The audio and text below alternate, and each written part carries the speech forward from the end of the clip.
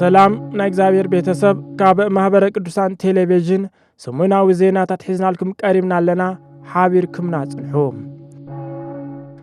ኣብ ህይወት ክርስትና ብዘይ ጻዕርን ትግሃትን ንዕቤትን ክብርን ምላይ ተቀባልነት ከም ዘይብሉ ተገሊጹ ብዘይ ድኻም ምኽባር ዝብል ጉጊ ኣብ መለኻኽታ ኣብ መንእሰይ ወለዶ ዓብዪ ጉድኣት የብጽሕ ምህላው መምህራን ቤተ ክርስቲያን ይዛረቡ ወጋ ናይ ጻዕሪ ዝተረዱ ኣቦታትና ሐዋርያት ኣብ ህይወትና ብዙሕ ምሂረምና እዮም ክርስትና ሓቀኛ ተጋድሎን ጻዕርን ዝሓትትን ጉዕዞ ስለ ዝኾነ እቲ ዝርከብ በረኸት ብጽንዓትን ተኣማንነትን ከም ዝረጋገጽ ይፍለጥ ምስጣብያና ጻኒሒት ዝገበሩ ናይ ቤተ ክርስቲያንና መምህር መጋቢ ሃይማኖት ቀሲስ ሰምረ ተፈራ ብሓጺር ሜላ ክብርን ዝናን ምላይ ወላ ነቶም ንዓለም ዝስዕሰባት እኳ ዝኸውን ኣይኮነን ክርስቲያንየን ዝብል ሰብ ደኣ ከመይ ገይሩ ክኸውን ይኽእል ክብሉ ገሊጾም መጋቢ ሃይማኖት ቀሲስ ሰምረ ተፈራ ኣስዒቦም እውን ዋላ ብኣቋራጺ እንተተኸበረ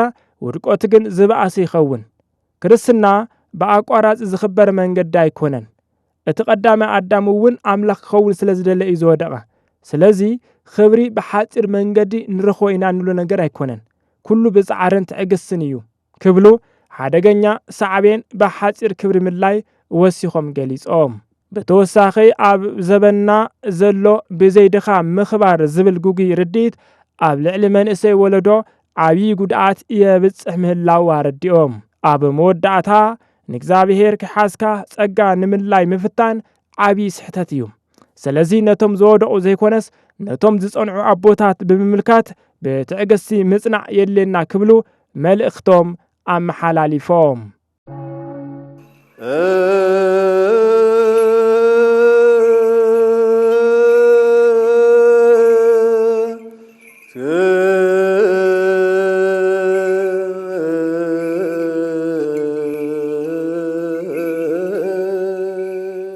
ሰብአ ሰገል ከም ገጸ በረኸት ንኢየሱስ ክርስቶስ ዘቕረብሉን ንኣማናዊ ክህነቱን ምሳሌ ዝኾነን ዕጣን ንነፍሲ ዘሕጉሱ ብዙሕ መንፈሳዊ ትርጉማት ኣለዎ ምስጣብያና ጻኒሒት ዝገበሩ ሊቀ ጉባኤ ቀሲስ ፍሬ ስብሃት ፈቃደ ከም ዝገለጽዎ ዕጣን ኢድ መንስእ እዩ እዚ ድማ ናብ እግዚአብሔር ጸሎትና ዘዕርግ ኣብ መንጎ ምእመናንን ኣምላኽን ዘራኽብ ብተወሳኺ ኣብ ሓደ ሃገር ተላባዲ ሕማም ምስ ዝለዓል ዕጣን ንጸሎትን ምህላን ኣገልግሎት ዝውዕል እዩ ኢሎም ማዕጠንቲ ምስ እመቤትና ቅድስት ድንግል ማርያም ዘተሓሕዞ ምሳሌነት ከም ዘለዎ ዝገለጹ እቶም ቀሲስ ዕጣን ንትስብእት ክርስቶስ ይውክል እቲ ኣብ መንጎ እመቤትናን ዕጣንን ዘሎ ምሳሌነት ሰብን ኣምላኽን ብዕጣን ከም ዝተዓረቕ እቲ ካብ ኣምላኽ ተፈልዩ ዝነበረ ኣዳም ድማ ብእመቤትና ምኽንያት ከም ዝተዓረቐ ብንጹር የርድእ ብምባል ሊቀ ጉባኤ ቀሲስ ፍሬ ስብሃት ፈቃደ አብሪሆም ጽንሰ ሓሳብ ሉላዊነት ዘስዕቦ ዘሎ ጽልዋ ተጻዊርካ ሃይማኖት ናብ መጻኢ ወለዶታት ክመሓላልፍ ከም ዘለዎ ተሓቢሩ ጽንሰ ሓሳብ ሉላዊነት ዓለምለኻዊ ውህደት ባህሊ ፖለቲካ ሃይማኖትን ቁጠባን ከምኡውን ርክባት ፍጻመታት ፈጢርካ ንኹሎም ናብ ሓደ ዝተዋሃደ ዓውዲ ምምጻእ ምዃኑ ይዝረብ ኩሉ ነገራት ናብ ሓደ ኣተሓሳስባ የምጽእ ዝበሃለሉ ናይ ሉላዊነት ሓሳብ ብቤተ ክርስቲያን ኣስተምህሮ ከመይ ይርአ ብምባል ንዘቕረብናሎም ሕቶ መልሲ ዝሃቡና መምህር ፍስሓ ተስፋየ ናይ መፈለምታን መፈጸምታን ስልጣነ ክርስትና እዩ ከምኡውን ፍርሓት ኣምላኽ እቲ ብቐዳምነት ክቕድም ዘለዎ ኣገዳሲ መሰረት እዩ ኢሎም ኣስዒቦም እውን ዝበዝሑ ስጋዊ ድሌታት ናይ ስጋዊ ጠባይ ስለ ዝኾኑ ካብ መሰረታዊ ክርስትናን ፍርሓት ኣምላኽን ንታሕቲ ምዃኑ ክንርዳእ ይግባእ ክብሉ ሓቢሮም መምህር ፍስሓ ተስፋይ ብተወሳኺ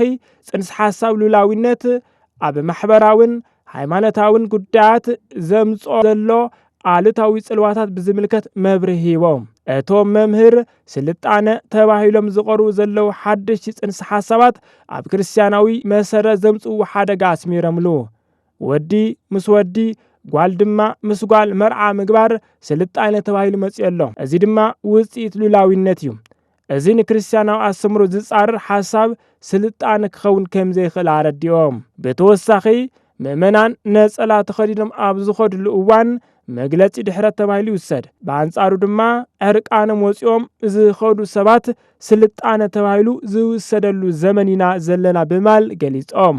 እዚ ሓሳብ እዚ ድማ መንገዲ ጥፍኣት ዝሓዘ እዩ ክብላ ጠንቂቖም። ኣብ መወዳእታ ቤተ ክርስቲያን ንሕና ምእመናን ማለት ስለ ዝኾነ ኣብ ልዕልና ዝበጽሕ ጉዳት እንታይ ምዃኑ ክንሓትት ይግባእ ብማል መልእኽቶም ኣመሓላሊፎም። ዜና ወፃኢ ብፁዕ አቡነ ዲሜጥሮስ ቅዱስ ቤተ ክርስቲያን ብምውካል አቦነታዊ መልእክቶም አመሓላሊፎም።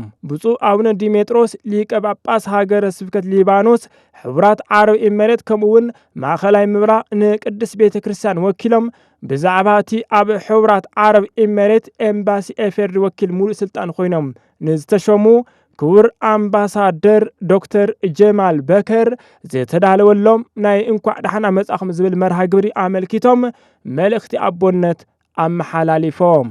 እቶም አምባሳደር ምስ ብፁዕነቶም ኣብ ዝጸንሐሉ እዋን ኣብ መንጎ ሃገረ ስብከትን ኤምባስን ዘሎ ድልዱል ዝምድና ከሕይሉን ብስም መንግስቲ ኢትዮጵያን ንቅዱስ ቤተ ክርስቲያን ክድግፉን ቃል ኣትዮም። ኣብ መወዳእታ ብፁዕ አቡነ ዲሜጥሮስ ሊቀ ጳጳስ ሃገረ ስብከት ሊባኖስ ሕቡራት ኢማራት ዓረብን ማእኸላይ ምብራቅን ብስም ሃገረ ስብከት ኣብያተ ክርስቲያናት ሕቡራት ኢማራት ዓረብ ናይ እንኳዕ ደሓና መጻኹም መልእኽቲ ኣስሚዖም። ንክቡር አምባሳደር ኣብ ሕቡራት ኢማራት ዓረብ ኣብ አቡዳቢ ንዝህልዎም ጻኒሒት ዕውት ናይ ስራሕ ግዜ ንክኾነሎም ሰናይ ትምኒቶም ገሊጾም። እዚ ጸብጻብ ካብ ሚድያታት ሃገረ ስብከት ማእኸላይ ምብራቅ ዝረኸብናዮ እዩ። ብፁዕ አቡነ ማር ባሲሎስ ጆሴፍ ሜትሮፖሊታን ቤተ ክርስቲያን ማላንካራ ኦርቶዶክስ ህንዲ ምስ ስዑዳዊ ሰብ ሃፍቲ ዘተ ኣካይዶም። መስራትን ኣቦ መንበርን ጉጅለ ሉሉ ዝኾኑ ኮማንደር ኤምኤፍ ዮሴፍ አሊ ንብፁዕ አቡነ ማር ባሲሎስ ጆሴፍ ኣብ ዱባይ መንበሪ ገዝኦም ልዑል ኣቀባብላ ገይሮምሎም። ኣብ እዋን ጻኒሕቶም ኣብ መንጎ እምነታት ዘሎ ምዕብል ምርድዳእ ዘንጸባርቕ ፍሉይ ምሕዝነታዊ ዘተ ከም ዘካየዱ ተፈሊጡ። ኣብቲ መደብ ኣመኻሪ ጉዳያት ሃይማኖት ፕሬዚደንት ሕቡራት ኢማራት ዓረብ ሼክ ዓሊ አልሃሽሚ እውን ተረኺቦም ነይሮም። እዚ ሓበሬታ እዚ ካብ ማሕበራዊ ገጽ ቤተ ክርስቲያን ዩኒቨርሳል ሳይሪክ ኦርቶዶክስ ቸርች ዝረኸብናዮ እዩ። ዜና ቅዱሳን ካብ ወገን ክቡራን ካህናትን ሃያላን ነገስታትን ዝኾነ ቴዎድሮስ ዝስሙ ሰብኣይ ነበረ።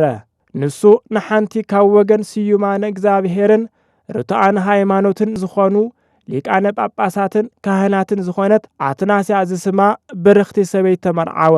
ክልቲኦም ፍርሃት ኣምላኽ ዝነበሮም ኣብ ቅድሚ እግዚኣብሔር ጻድቃን ነበሩ። ክሳዕ ዕድመ እርግና ዝበጽሑ ክወልዱ ዘይኽእሉ ምኽንያት ድማ ነይሮም። ስሞም ዘጽውዕ ንኡ ዘስምር ወዲ ድዩ ጓል ውላድ ድማ ክቦም ብስነ ምግባር ተጊሆም ወትሩ ይጽልዩ ነበሩ። እግዚኣብሔር ድማ ብረድኤት በጺሕዎም ሓንቲ ቅድስ ውላድ ድማ ሃቦም። ስማ ድማ አርሴማ ሰመይዋ። ኣብ 30 ዓመት ዕድሚኣ ከዓ ናብታ ብስም እግዝእትነ ማርያም ትጽዋዕ ቤተ ክርስቲያን ወፈይዋ። ቅድስት አርሴማ ካብ ህፃነታ ጀሚራ ቅዱሳት መጽሓፍ ተጽንዕ። ወትሩ ብጾምን ጸሎትን ተወሲና ትጋደል። ንእግዚአብሔር ተገልግል ሕያው መቅደስ ኮነት።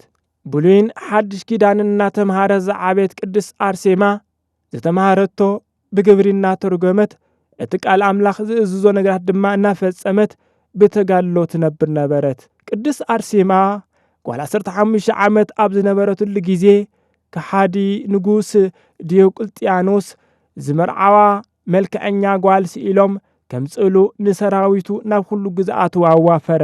እዞም ተልኣኹ ወተሃደራት እናኸለሉ ኣብ ሃገረ ሮም ኣብ ትርከብ ደብረ ደናግል በጽሑ። ካብ ኩለን ኣብኡ ዝነበራ ደናግል ከዓ ንቅድስት አርሴማ ብመልክዕ ዝበልጻ ስለ ዝነበረ ብመልክዓ እናተደነቑ ስኢሎም ንስእላ ንጉስ ዲዮቅልጥያኖስ ለኣኹሉ። እቲ ንጉስ ድማ ስእላ ሪኡ ኣዝዩ ተሓጐሰ። ኣብ ኢዱ ከም ዘእተዋ ተኣማሚኑ ከዓ መርዓ ቆጺሩ ንኹሎም ነገስታትን መኳንንትን ዓደሞም።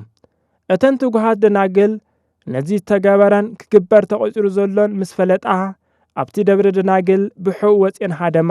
እተን ትጉሃት ደናግል ነዚ ተገበረን ክግበር ተቆጺሩ ዘሎን ምስ ፈለጣ ካብቲ ደብረ ደናግል ብሕው ወፅን ሃደማ ኣብ ገዛኣት ንጉስ ድርጣድስ ሃገር ኣርማንያ ድማ ኣብ በረኻ ጫካታት ተሓብኣ።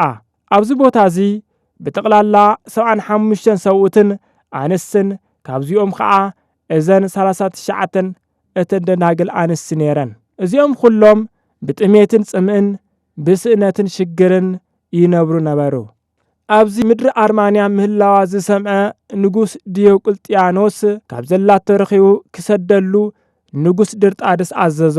ንጣዖት ሰግድን ንፀሓይ ዘምልኽን ንህዝበ ክርስቲያን ዘሳቕን ስይፍ ዝነበረ ንጉስ ድርጣድስ ኣብ ግዝኣቱ ንዘላ ቅድስ ኣርሴማ ወታደራቱ ልኢኹ ምስኣ ዝነበራ ቅዱሳን ደናግል ኣምፅኣ።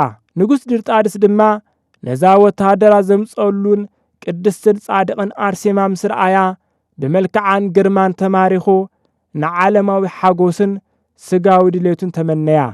ኣብ ጣዖት ኣስጊዱ ንክመርዓ ድማ ብሃገ መርዓቱ ክትኾነ ድማ ብዙሕ ለመና። ቅድስ ኣርሴማ ሰማዕት ግና እቲ ንጉስ ኣዝያ ንዓቐቶን ፈንፈነቶን። ኣነ ናይቲ ሰማያዊ ንጉስ ክርስቶስ መርዓት እየ። ናይዚ ሓላፊ ዓለምን ጠፋኢናይ ዝኾነ ገንዘብን ሓጎስ ዝደልን ዝምነይን ኣይኮንኩን ብምባል መለሰትሉ። ንጉስ ድርጣድስ ድማ ከምዚ ዝበለ መልሲ ካብ ቅድስ ኣርሴማ ብምስምዑ ኣዝዩ ተቆጥዐ። ቅድስ ኣርሴማ ስለ ዝነዓቐቶ ድማ ኣዝዩ ተበሳጨወ። ንኣገልግሎቱ ፀዊዑ ድማ ኣብቲ ቤተ መንግስቲ ተኣሲሮም ዘለዉ ኣናብስ ክፍነወላ ኣዘዞም። እቶም ኣናብስ ንቅድስ ኣርሴማ ምስ ረኣይዋ ኣብ እግራ ወዲቖም ሰገዱላን ልሓስዋን። ገጾም ናብቶም ወታደራት ብምቕናዕ ድማ ኣባረርዎም። እቲ ከሓዲ ንጉስ ነዚ ምስ ረኣየ ካብ መጠን ላዕሊ ተበሳጨወ። ኣብ ዕፁብ ገዛ ብጥሜት ንኽሞታ ድማ ኣዘዘ። ልኡለ ባህሪ እግዚኣብሔር ግና ነቲ ዕፁብ ገዛ ብርሃን ብምብራህ ዝበልዖ ምግቢ ብመሶብ ዝሰትዮ ድማ ብጽዋ ገይሩ ካብ ሰማይ ኣውሪዱ መገበን። እቲ ንጉስ ግን ካብቲ ዕፁብ ገዛ ኣውፂኡ ናብ እቶን እሳት ደርበየን። ንሰለስቱ ደቂቕ ዘድሓነ ኣምላኽ ድማ ካብ እቶን እሳት ኣድሓነን። ንጉስ ድርጣድስ ኩሉ ፈቲኑ ምዃን ምስ ኣበዮ ንክስየፋ ኣዘዘ። ቅድስቲ ኣርሴማ ነፍሱ ወከፈን ብሰይፊ ክስይፈን ከሎ ኣኽሊል ዓወት ካብ ሰማይ ክወርደለን ከሎ ምስ ረኣየት ናታ ተራ በፂሑ ንክትስየፍ ብተሃዋ ክትጽበይ ነበረት። ካብ ምሕርቲ ሓጓስ ድማ እናጸለየት ነተን ዝስየፋ ዝነበራ ቃል ኣምላኽ እናጠቐሰት ተጽናዕንዐን ነበረት። ኣብ መወዳእታ ምስ ሕርየይ ኪዳን ኣተኹ ከም ዝብል ካብ ጎይታናን ኣምላኽና መድሓኒናን ኢየሱስ ክርስቶስ ቃል ኪዳን ምስ ተቐበለት እቲ ከሓዲ ንጉስ ንኹለን ሰይፉ ምስ ወድአ ናብ ቅድስ ኣርሴማ ሰማዕ ብምጥማት ብቁጣዓ ንኣኺ ከምተን መሓዙትኺ ደናግል ቀልጢፋ ይቐትለክል ስቃይኺ ከብዝሐ እየ እናበለ ፈለማ ክልቴን ኣዒንታ ኣውፂኡ ኣብ ኢዳ ኣትሓዛ። ቀፂሉ ድማ ክልተ ኣጥባታ ቆረጾ። መልሓሳ ሓዊሱ ኩሉ ኣካላታ በብንእሽተይ መተሮ። ኣብ መወዳእታ መስከረም 29 ድማ ብሰይፊ ክሳዳ ቆረጾ። በዚ ድማ ሰማዕትነት ተቐበለት። ካብ ክሳዳ ድማ ደምን ማይን ጸባን መዓርን ከም ነጠብጣብ ዝናመ ክረምት ናብ 4 ማዕዘን ፈሰሰ። ንቅድስ ነፍሳ ከዓ ቅዱሳን መላእኽቲ ብይባቤን ዝማሬን ብኽብሪ ተቐቢሎም ኣብ ቦታ ዕረፍቲ ኣእተውዋ። ኣዴና ቅድስ ኣርሴማ ኣብ ዓመት 2 ጊዜ ብፍሉይ ትኽበርን ትዝከርን። እዚ ድማ 29 መስከረም ብሰማዕትነት ዝዓረፈትሉ ከምኡውን 6 ታሕሳስ ቅዳሴ ቤታ እዩ። በቲ ተውሃባ ዘለዓለማዊ ቃል ኪዳና ድማ ንዓና ደቃ ብሃይማኖት ክንጸንዕ ብህይወት ክንነብር ካብ ልዑል ፈጣሪና ምሕረት ከም ተውህበና ኣሚንና ንምሕፀን። ጸሎታን በረከታን ምስ ኩላትና ይኹን። ነዚ ዕለት ዘዳለምናዮም ሰሙናዊ ዜናታት እዚኣቶም ነይሮም። ሰላም እግዚአብሔር ምስ ኩላትና ይኹን።